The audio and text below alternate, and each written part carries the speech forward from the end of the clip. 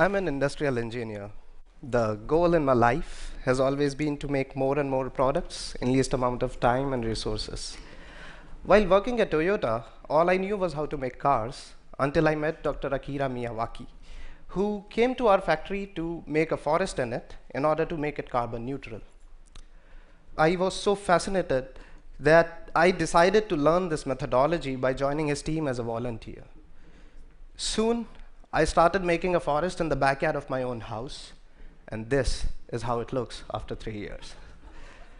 These forests, compared to a conventional plantation, grows 10 times faster. They are 30 times more dense and 100 times more biodiverse. Within 2 years of having this forest in our backyard, I could observe that the groundwater didn't dry during summers. The number of bird species spotted in this area doubled. Quality of air became better, and we started harvesting seasonal fruits, growing effortlessly right in the backyard of our house. I wanted to make more of these forests. I was so moved by these results that I wanted to make these forests with the same acumen with which we make cars or write software or do any mainstream business. So I formed a company which is an end-to-end service provider to create these native natural forests.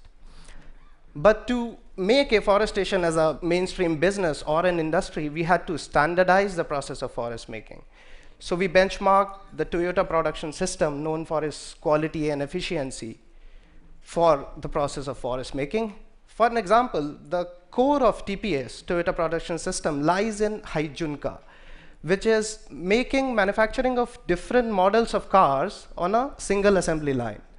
We replace these cars with trees, using which now we can make multi-layer forest. These forests utilize 100% vertical space. They are so dense that one can't even walk into them. For an example, we can make a 300 trees forest in area as small as parking spaces of 6 cars. In order to reduce cost and our own carbon footprint, we started utilizing local biomass as soil amender and fertilizers. For an example, coconut shells crushed in a machine mixed with rice straw, powder of rice husk mixed with organic manure is finally dumped in soil on which our forest is planted. Once planted, we use grass or rice straw to cover the soil so that all the water which goes into irrigation doesn't get back evaporated into atmosphere. And using these simple improvisations, today we can make a forest for cost as low as cost of an iPhone. Today we are making forests in houses, in schools, even in factories with the corporates, but that's not enough. There is a huge number of people who want to take matters in their own hands, so we let it happen. Today we are working on an internet-based platform where we are going to share our methodology on an open source, using which anyone and everyone can make their own forest without our physical presence being there, using our methodology. On a click of a button, they can get to know all the native species of their place.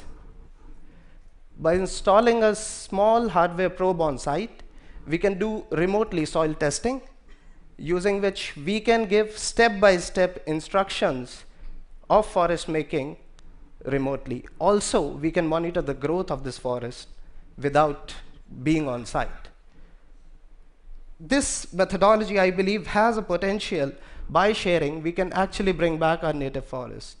Now, when you go back home, if you see a barren piece of land, do remember that it can be a potential forest. Thank you very much.